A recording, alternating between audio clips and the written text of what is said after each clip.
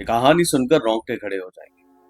ये मेरी लाइफ की सबसे भयानक और डरावनी कहानी। जला हुआ घर और काफी पुराना, मानो सारी कयामत इसी घर पे टूट पड़ी हो, जिसके पास जाना हम बच्चों का मना था। बचपन से हम इस घर को देखते आ रहे थे। एक दिन बड़ी हिम्मत करके दादाजी से पूछ ही लिया कि इस घर का क्या रहस्य है, क्यों इतना भयानक है ये घर, और हर कोई उस घर के आसपास क्यों नहीं जाता।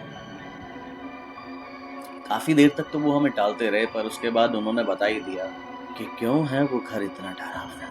ये कहानी है हिमाचल के उस गांव की, जहां उस टाइम पे नई नई शादी हुई थी। जब डोली चलने लगी तो एक अपशुगुन हुआ। नाहर सिंह देवता रुष्ट हो गए। नाहर सिंह देवता को नारियल के रूप में दुल्हन के साथ ही डोली में विदा किया जाता है, और वो नारियल वहां से गायब था। काफी घर में ढूंढने के बाद भी नहीं मिला। बारात लेट हो रही थी, इसलिए डोली की विदाई बिना नाहर सिंह के नारियल के ही कर दी गई। पर डोली इतनी भारी हो गई कि वो उठाते उठाते थक गए, और उन्हें बार बार बीच बीच में रुकना पड़ता। उस टाइम सड़कें भी नहीं हुआ करती थी और पगडंडियों से ही जाना होता था। चक्कर में बारात लेट हो गई। शाम होते होते उस जंगल में पहुंच गए, जो काफी भयानक जंगल था। उसको आज भी देखो तो काफी भयानक सा लगता है।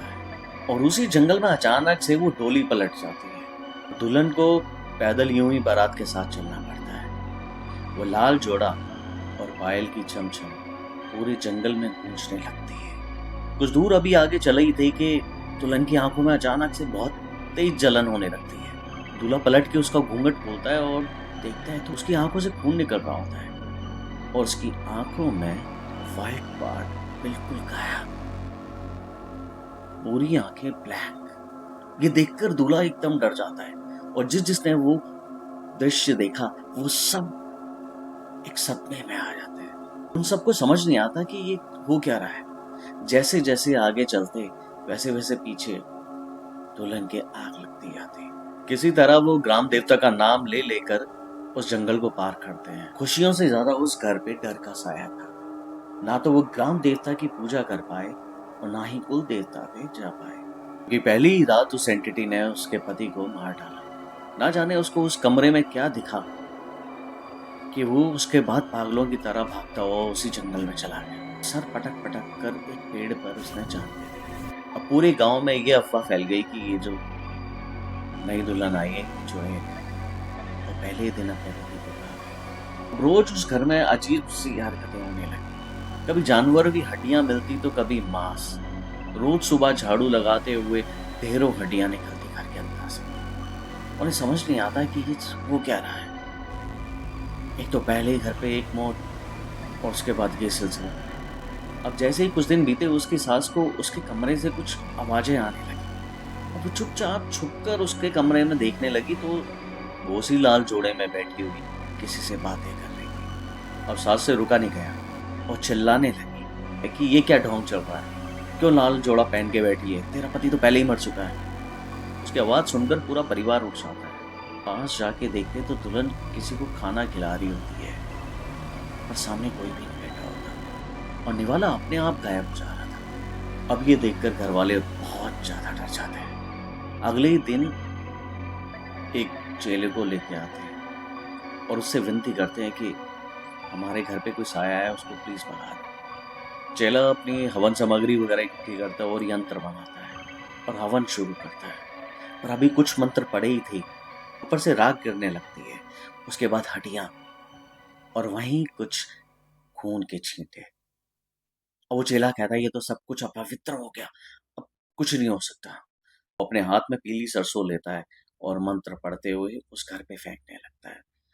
अभी वो उस औरत के कमरे तक जैसे ही जाता है, वो हवा में लेविटेट करता हुआ दूर जाके गिरता है, जैसे मानो किसी ने उछाल के फेंका हो। और वो ये देखकर पूरा घबरा जाता है, और उसको वो एंटिटी का पूरा रूप दिख जाता है। वो कुछ देर तक तो बिल्कुल सहमा चुपचाप बैठा रहता है। उसे कुछ समझ नहीं आता कि आगे क्या करे। अब वो जब अपने होश आवास में आता है तो वो कहता है कि इस औरत को कोई नहीं बचा सकता, तुम सब दूर चले जाओ। अब सब बहुत ज्यादा हताश हो चुके थे, और उससे पूछते हैं कि कोई तो चारा होगा जिससे कि ये बच जाए। अब वो वही बात कहता है कि जो शादी के टाइम पे नाहर सिंह देवता मिले थे, उनकी पूजा करो। और नाहर सिंह तो उसी दिन गुम हो गए थे, शादी वाले दिन। शायद अगर वो गुम ना होते तो शायद ये चीजें होती नहीं और वो परिवार पूरा बच जाता। और फिर वो यही दोहराता है कि तुम सब दूर चले जाओ, वरना तुम कोई नहीं बच पाओगे। और वो वहां से चला जाता है। कुछ दिन बाद पता चलता है कि वो नदी के पास मारा। शायद वो एंटिटी इतनी शक्तिशाली थी कि वो अपने आगे जो भी चीज आती उसको छोड़ना नहीं चाहती थी। ये सिलसिला सिर्फ यहीं खत्म नहीं हुआ जहां सिर्फ एक चेले की मौत हो गई। कुछ दिन बाद ही उस घर के एक छोटे बेटे की भी मृत्यु हो जाती है। पर उसकी लाश मिलने से एक रात पहले वो औरत, वो दुल्हन, कच्चा मांस खा रही होती है। उसके आगे एक धड़कता दिल पड़ा होता है और वो उसी को नोच नोच के खा रही होती है। घर वाले सोचते हैं शायद इसने किसी जानवर को मार डाला है और उसी को खा रही है। सुबह जब छोटे बेटे को ढूंढते हैं तो पास में ही झाड़ियों में वो मरा हुआ मिलता है। पुलिस आके चेक करती है और ये डिक्लेयर होता है कि किसी बाघ ने उसको मार डाला है। उसकी हथकड़ियां तक बाहर निकाल दी थी। अब उसके घर वालों की हिम्मत नहीं थी कि पुलिस में जवाब दें कि ये शायद उसकी बहू ने किया है, क्योंकि उन सबको अब अपनी मौत का भी डर था। एक एक करके उस घर में दो और मौत हो जाती है, उसके ससुर की और मंझले देवर की।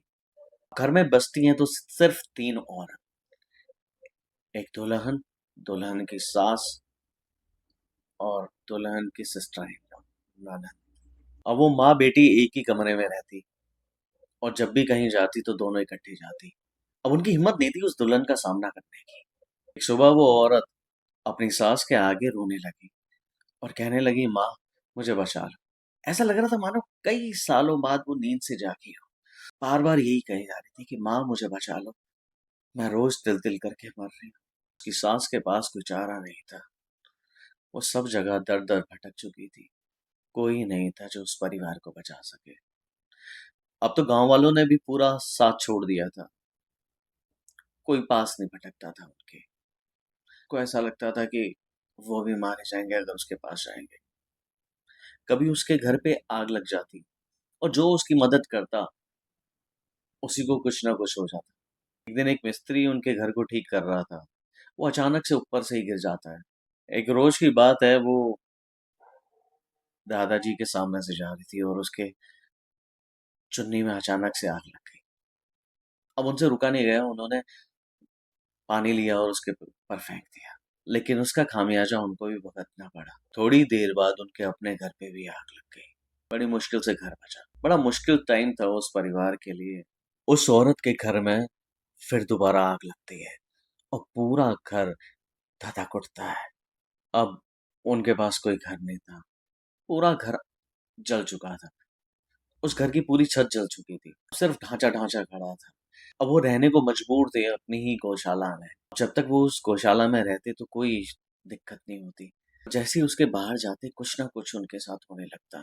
इसी बीच उसकी सिस्टर इन लॉ की भी मौत हो जाती है। उसकी सास कई तांत्रिकों के पास जा चुकी थी, मगर कोई भी उसका इलाज नहीं कर सका और इसी का खामियाजा उसको भुगतना पड़ा।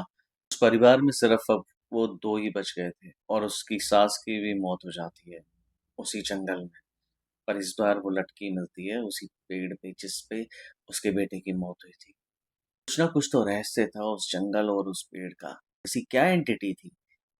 क्या वो नाहर सिंह था या कोई जिन? अब गांव वाले कुछ रूखा सूखा अगर रोटी होती तो उसके पास रख देते, मगर ज्यादा उसके पास नहीं आते, ना ही उनके घर तक जाते। पूरे गांव में वो पागलों की तरह मंडराती रहती। एक दिन उस गौशाला में भी आग लग जाती है, पर जब तक आग बुझती है ना तो कोई डेड बॉडी मिलती है और ना ही उसका सुराग। ना कोई हड्डी मिलती है, ना कोई कपड़े का टुकड़ा। अब समझ नहीं आता कि वो औरत कहाँ गायब हो गई। वो दिन है और आज का उनके घर तक कोई नहीं जाता, यहाँ तक कि जानवर भी नहीं।